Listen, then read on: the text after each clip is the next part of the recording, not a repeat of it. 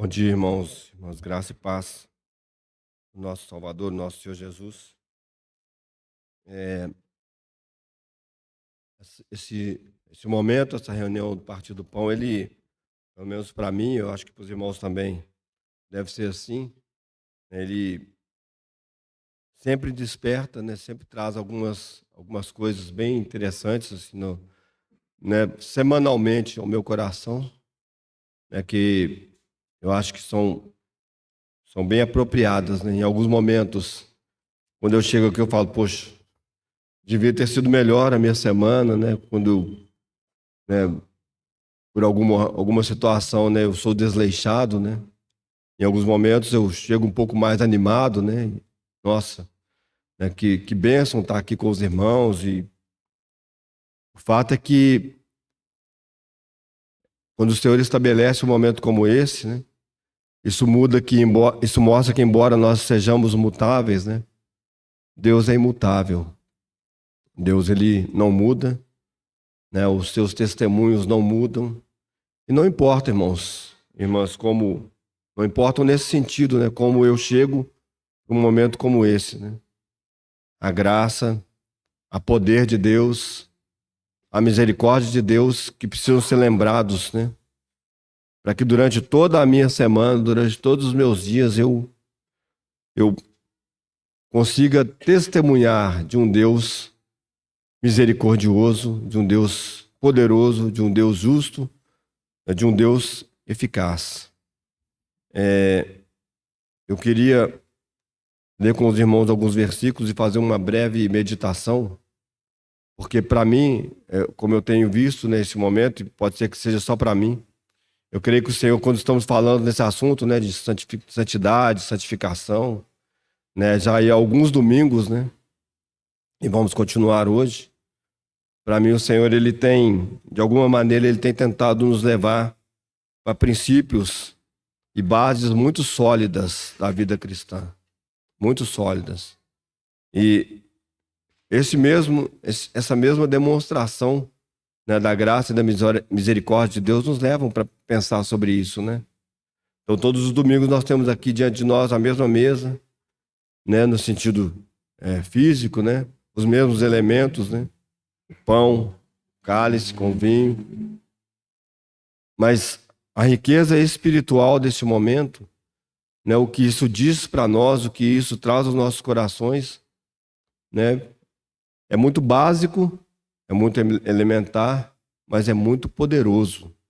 Então, esses princípios da palavra de Deus, eu creio que, embora todos nós saibamos, eles precisam ser sempre trazidos à nossa mente, para que a gente jamais perca o prumo, né? Para jamais a gente saia, né, do nível, para jamais a gente saia daquele caminho, né, que é estreito que deveríamos ou que devemos andar. Então, eu queria ler com os irmãos 2 versículos aqui em Romanos, capítulo 3.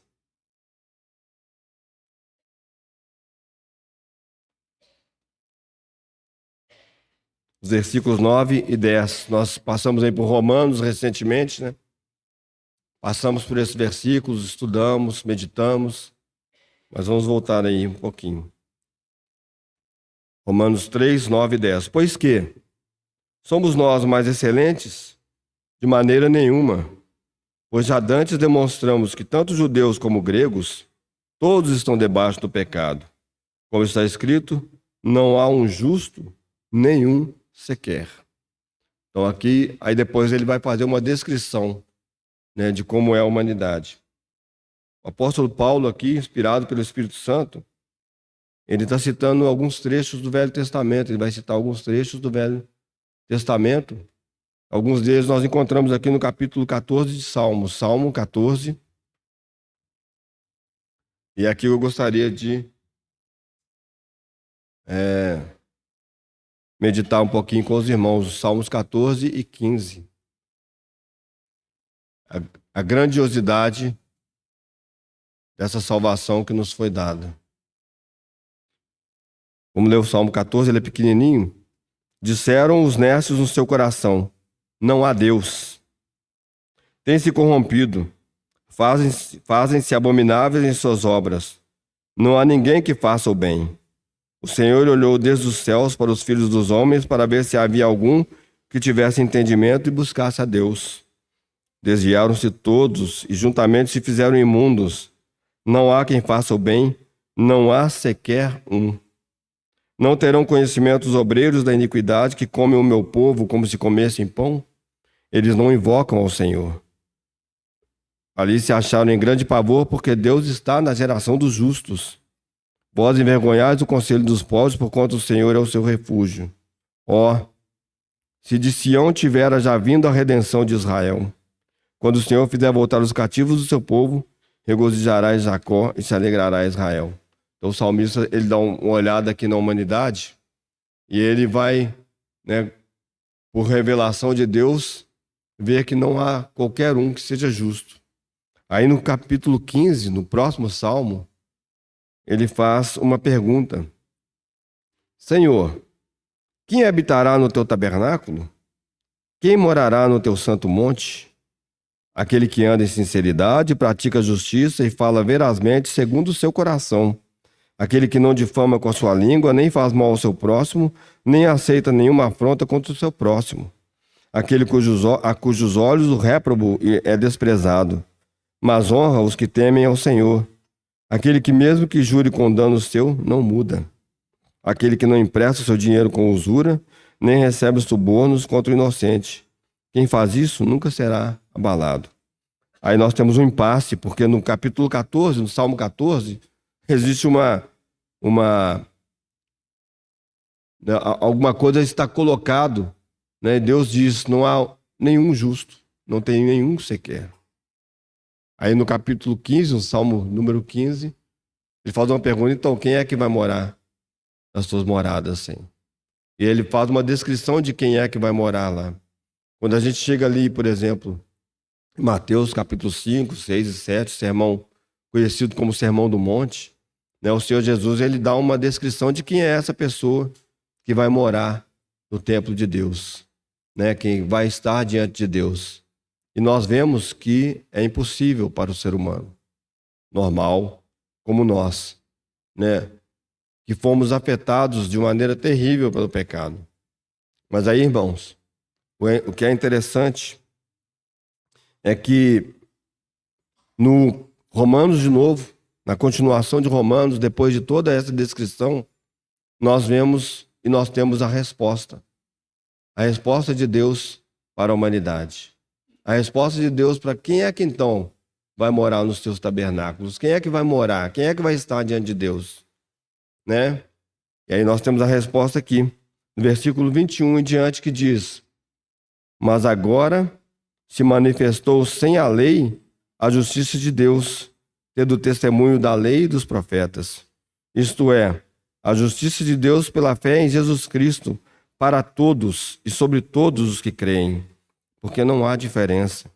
Porque todos pecaram e destituídos estão da glória de Deus, sendo justificados gratuitamente pela sua graça, pela redenção que há em Cristo Jesus, ao qual Deus propôs para propiciação pela fé no seu sangue, para demonstrar a sua justiça pela remissão dos pecados dantes cometidos sob a paciência de Deus, para a demonstração da sua justiça nesse tempo presente, para que ele seja justo e justificador daquele que tem fé em Jesus.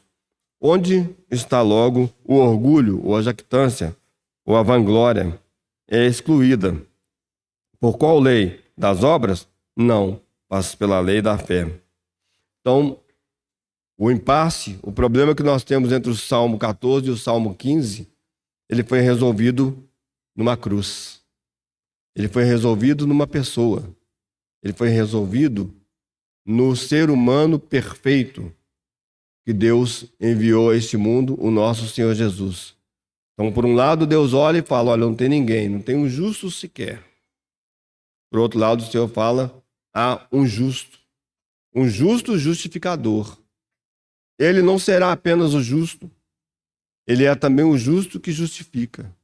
Ele é aquele sobre quem eu colocarei todos os pecados da humanidade, aquele que tem a possibilidade, o poder e a vida santa de receber esse encargo de pagar por esses pecados sem nunca ter cometido pecado e de justificar aquele que estava lotado, cheio de pecados. Então, irmãos, um momento como esse é um momento, sim, de nós voltarmos para coisas básicas da vida cristã, no sentido de nós apoiarmos a nossa fé naquilo que é verdadeiro. Os irmãos devem se lembrar quando eu falei, né, sobre a saída do povo lá do Egito. Né? A primeira coisa a se lembrar é que não há condenação para aqueles que estão debaixo do sangue. Não há condenação, não haverá morte na casa daqueles que têm o sangue passado na porta das suas casas. Não há condenação para aqueles que estão debaixo do sangue do Cordeiro.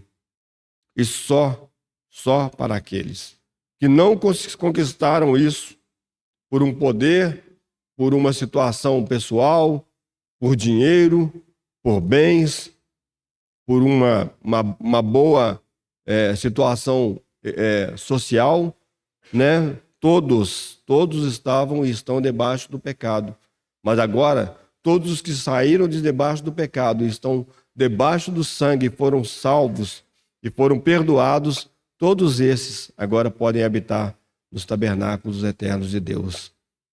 Então, creio que é importante nos lembrarmos dessa bênção, dessa graça gloriosa que nos alcançou.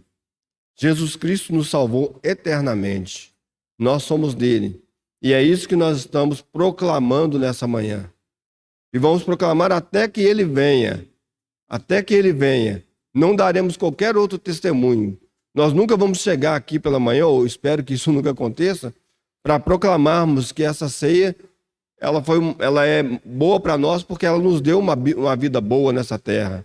Ela é boa para nós porque nós fomos curados de doenças. Ela é boa para nós porque nós fomos, né, enchidos com bens materiais. Não.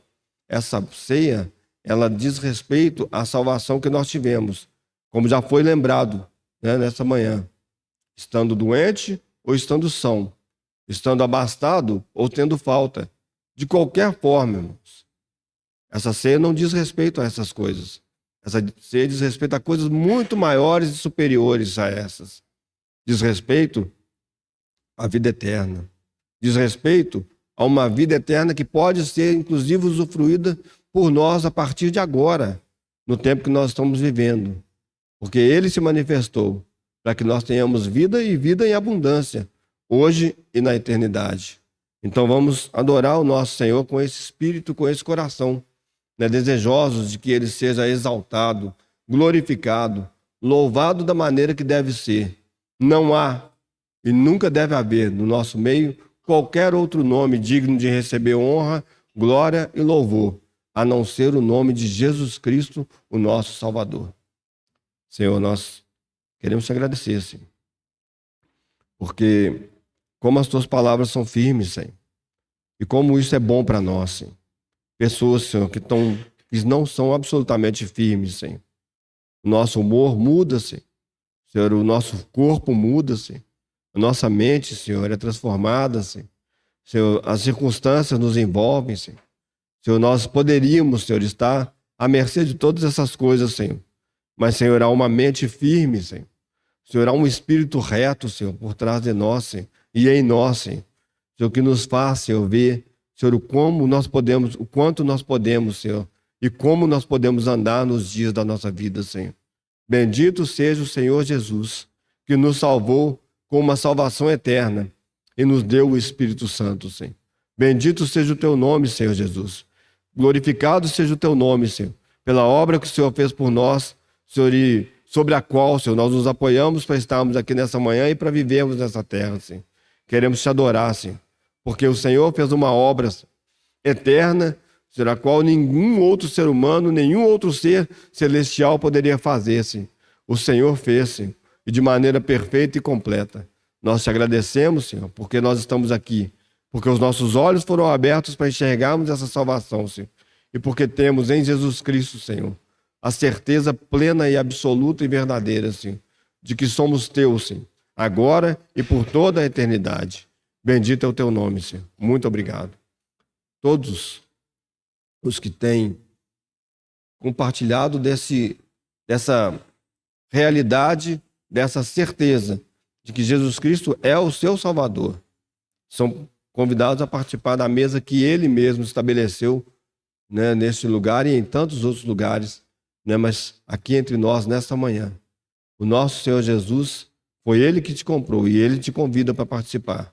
Se há alguém no nosso meio que ainda não tem certeza da salvação, criança, um adolescente, algum adulto que ainda não tem certeza da salvação, você precisa pensar a respeito disso. Este é o assunto principal da sua vida. Não se demore. Ainda que você diga não, mas pense sobre ele. Isso precisa ficar muito bem definido para nós. Então, todos que creem no Senhor Jesus são convidados por ele a participarem desse momento.